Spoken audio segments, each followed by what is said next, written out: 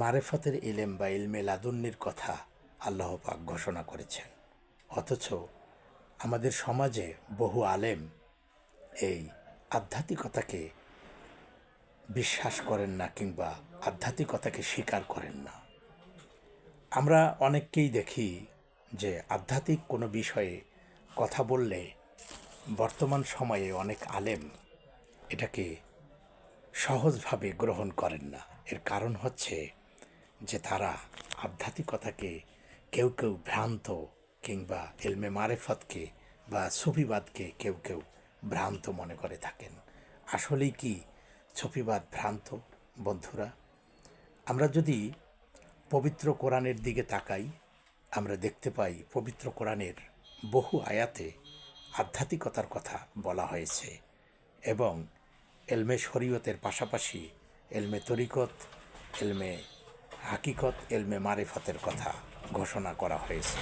অথচ আমরা নিজেদের দৈন্যতার কারণে আমরা ইসলামের যে আধ্যাত্মিক দিক, যে শরীয়তের পরে তরিকত, হাকিকত, মারিফত, আমরা সেটাকে অস্বীকার করি কেউ কেউ।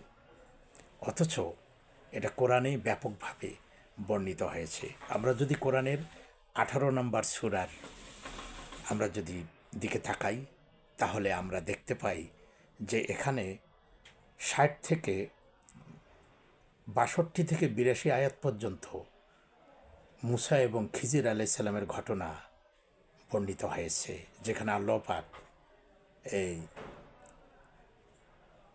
65 নম্বর আয়াতে সূরা কাহাফের সেখানে এই ইলমে লাদুন্নির কথা বলেছেন। আমরা দেখি বিসমিল্লাহির রহমানির রহিম।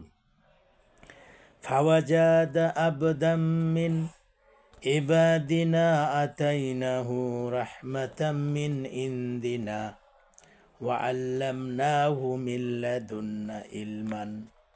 আল্লাহ পাক বলছেন, অতঃপর তারা আমার এমন একজন বান্দা পেল যাকে আমি আমার নিকট থেকে অনুগ্রহ দান করেছি এবং তাকে আপন ইলমে লাদুন্নি প্রদান করেছি। এখানে ওয়া আল্লামনাহু, আমার পক্ষ থেকে, মিল্লাদুন্না ইলমান, আমি ইলমে লাদুন্নি আমি তাকে দান করেছি। এটা হচ্ছে আধ্যাত্মিক এলেম।